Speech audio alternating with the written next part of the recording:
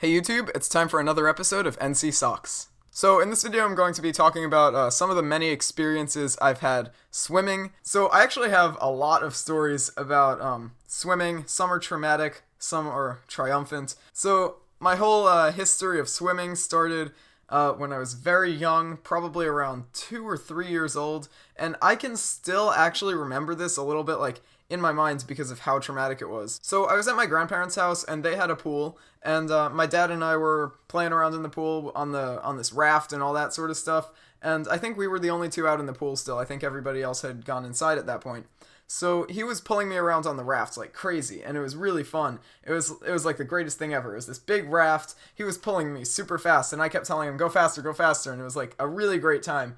Until suddenly, I fell off the raft into the pool underwater, and I did not know how to swim at that time because, like I said, I was very young, like maybe 2 or 3 at the oldest, and so I didn't know how to swim. But I remember it was weird being underwater because my whole head was underwater and I could see. I didn't know you had to close your eyes or ears or mouth or nose underwater. So the water was getting all inside me and everything. My dad got me really quickly. I was probably under there for about 2 seconds maximum, but it was the scariest thing ever because I had never experienced being underwater before in my life. Also, by the way, no responsibility for this goes to my dad. He was doing exactly what I wanted him to do by pulling me around on that raft. It wasn't I didn't want him to or anything. But after that, this is probably about 3 or 4 years later because I was in kindergarten, I believe. The summer after kindergarten, I think it was. And my mom took me to swimming lessons at the YMCA. So, there were a bunch of little kids there. The YMCA, I don't know what they were really trying to teach us there, but I didn't learn how to swim, and I really didn't learn anything from them. It was really useless. But I do remember this one thing that happened there, and this is probably my worst memory from it, and it's really my only memory from it at all. We were doing some activity where all the kids were getting out of the pool, and then the swim instructors would ask the kids a question, and then they would answer their question, and then they'd jump in the pool. And then they would just get out of the pool and do it again, and we would just line up and do that.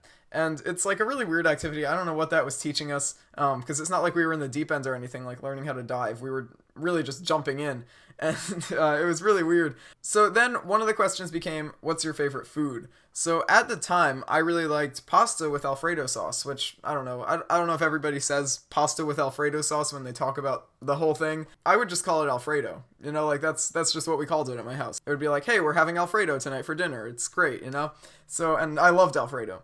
So all the kids were cake, cookies, ice cream, all these sorts of junk foods and stuff. And then they get to me and I say Alfredo. And then they laughed at me. And it was really awkward. I still jumped in anyway, and I don't know. But I feel like people don't understand how perceptive kids are of things like that. I feel like people tend to think that they can just laugh at kids sort of to themselves or with the other grown people around them, and the kids won't pick it up. But I don't know. I always picked up on that when I was younger. I don't know if other kids do too, but that happened, and I really noticed that, that really affected me.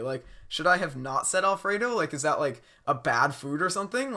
I was really questioning myself about, is it wrong that I like Alfredo? But, so that was really weird. They didn't teach me how to swim, but they taught me to suppress my opinions because otherwise you'll be laughed at. So that was the lesson I got from them. So thanks, YMCA. So after the YMCA, I think the next summer, or maybe even that same summer, because I don't know how it worked out, but somehow I ended up going to these 2 teenage girls who were in my town, and they had a pool, so they thought they were qualified to teach swimming lessons, and they really were not.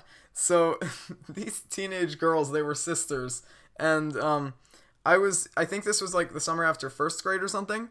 And I'm sure they were great teachers for other people, because otherwise nobody would have gone to them at all. But for me, it didn't work. So my mom told them specifically that I am afraid of the deep end. I refused to go in the deep end. Probably a lot of it came from that time I fell in the pool when I was younger. But she told them that I was scared of the deep end, and that they were basically, don't take me into the deep end until I'm comfortable with it, and things like that. So they thought it would be a good idea, despite all that, to take me into the deep end without my approval or that of my parents. So my mom was sitting by the pool watching this whole thing happen, and I was on my back holding onto a paddleboard thing, And the one of the girls was just pulling me around on this paddleboard, like sort of slowly, just so I could practice kicking and stuff to move myself in the water. Every once in a while, though, I would kind of put my feet down on the floor of the pool, just to make sure we were not in the deep end, and that if I needed to, I could still stand. Because, like I said, I was terrified of that. I wanted to be able to stand in the pool at all times. So then, a couple seconds after this was going on for a while, she turned me around, like sort of 180'd me, and kept pulling me. And then I tried putting my feet down, and I couldn't, because she took me into the deep end. And this was terrifying for me. Like, this was my greatest fear at the time, basically. And, some people might be thinking, oh, like, she was trying to teach me, right? Like, if we finished that successfully and, I didn't get scared, she'd be like, hey, look, you were in the deep end and everything was fine, right? And, like, that's an okay method of teaching, I guess, but, like, she knew I was terrified of that, and I think she probably knew that I kept putting my feet down to check if we were not in the deep end. So, it was terrible, and I was freaking out. And my mom was watching this too, and at that point she was like really, annoyed too.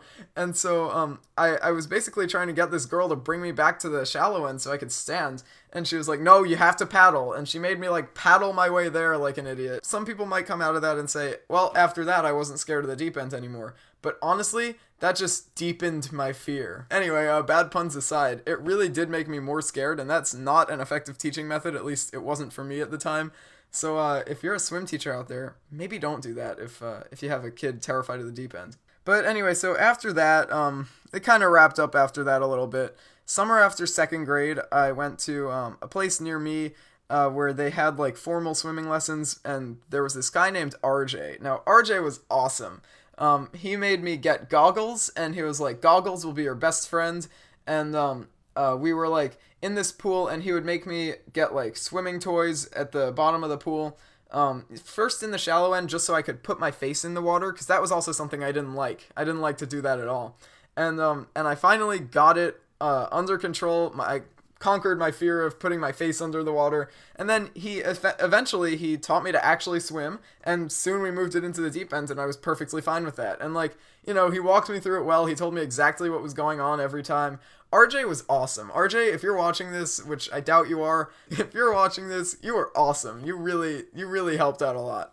So since then, I have been able to swim, and life has been good for me. So yeah, those are my swimming stories. If any of you guys have any embarrassing stories about water or anything like that, leave them in the comments below. I'd be happy to hear them. But yeah, so that's about it. Thanks for watching. Hope you enjoyed, and I'll see you on my next video.